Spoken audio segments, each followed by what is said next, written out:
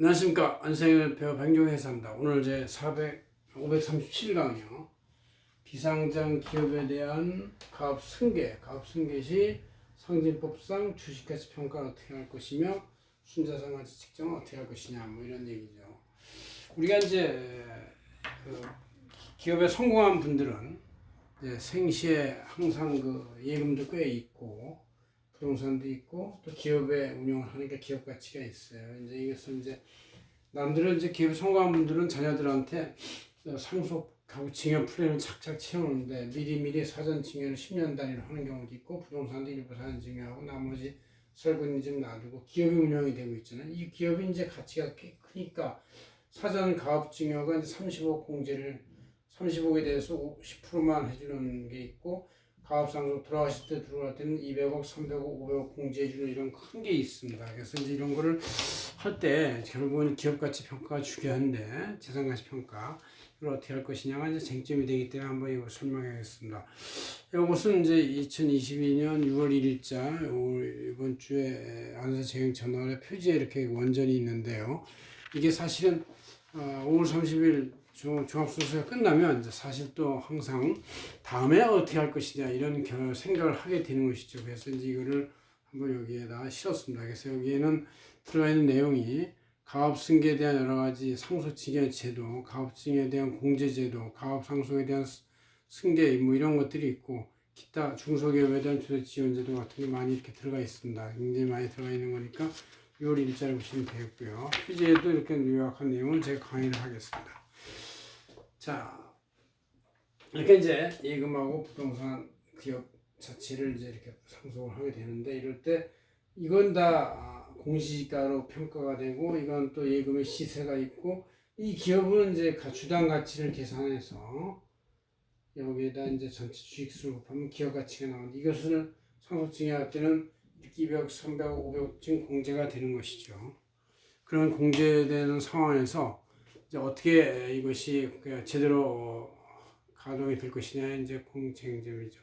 먼저 한 주당의 가치는 상장사의 경우는 평가 기준일 전 2개월 하고 평가 기준일 후 2개월 해서 4개월간의 종가 평균을 곱하기 때문에 아무리 한 주주나 특정 집단이 주가를 약간 영향을 줄라 하더라도 그 4개월이니까 쉽지가 않습니다. 이제 그대로 평가하면 되는 거고 비상장사는 일반적으로 주당 순손익에 대한 3년 평균가요 이렇게 나오는데 그거에 60% 플러스 주당 선자산가치 40% 이렇게 하는데 주당 순손익가액은 이제 책을 3으로 보고 2년 전에 2일 해서 가중치를 해가지고 한 주당의 평가 순이익 나누기 10%를 하면 하당 평가 나오는데 만약에 평균 순이익이 5억이 나온다 그럼 나누기 10% 하면 50억의 가치가 있는 것이고 그 회사가 또 50억의 재산이 축적돼 있으면 결국 순이익이 5억씩 나는 회사들은 이제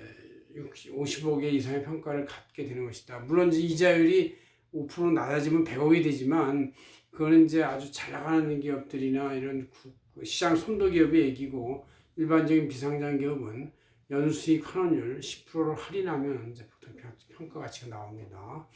이렇게 이제 나오는데 이 중에서 갖고 있는 순자산 가치가 이제 중요한데 순자산 가액이 영향을 주는 것이죠. 그래서 일반 원칙은 법인 자산 가치의 법정 평가액에 대해서 법정 평가액은 이제 상징법상 60조부터 쭉 법정 평가액이 나와요. 거기에 대해서 부채를 뺀 것이 이제 순자산 가액인데 최소 0 이상으로 한다 그런 얘기고 재고자산 시가나 장부가액 중에서 이제 큰 걸로 한다 이런 얘기고 예금이나 매출 채권에 대해서 예금은 이제 예금의 원금에다가 기간이자 수익을 가산한다.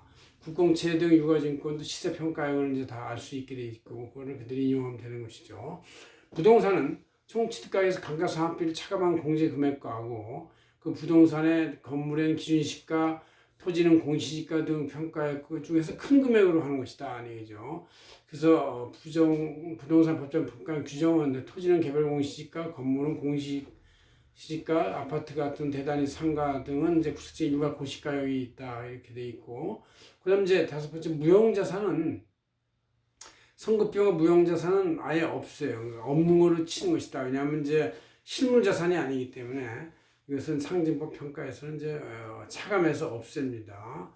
권리 확정 금액, 직발 권리가 확정된 금액은 자산의 가산 합산한다 그런 얘기고, 준비금과 충당금은 이제 부채금액에서 제외한다. 왜냐하면 이것은 이제 실질적 부채가 아니라 포함되지 않는다. 그러나 비용으로 확정된 충당금과 법정 준비금 같은 경우로 확정된 것은 부채를 반영할 수가 있다 그런 얘기고, 영업권 금액은 초과 이익의 영업권 금액은 자산에 가산한다 이렇게 돼 있어요. 그래서 청산 등 부실 영업권은 제외하지만 이제 초과 이익이 있다고 해서 남한테 유상거래를 취득한 거 이런 건 플러스하고, 자기 창설 영업권 같은 것은 이제 약간 이 실질적 초과 이익이 있는 부정 평가액이 아니니까 이제 제외시키고 뭐 이런 원칙이 있기 때문에 여러분들이 주당 수익 가치와 주당 자산 가치를 잘 평가하면 되는 거고, 주당 수익 가치는 손익계산서하고 세무조정계산서 위주로 보면 되는 것이고, 주당 자산 가치는 이와 같은 7가지 일반 원칙에 의해서 쭉 평가를 하려면 법정 평가액, 즉 중립적 법정 평가를 구해서 이것이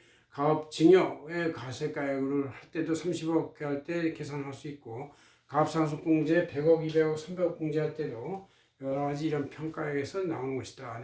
그래서 항상 중소기업 경영자들은 운영하는 기업의 가치 평가가 결국 자신의 그 상속증여하고 가업상속 선증여, 가업상속공제에서 중요한 역할을 한다는 걸 아시면 되겠습니다. 고맙습니다. 안세의 박유정 회사입니다.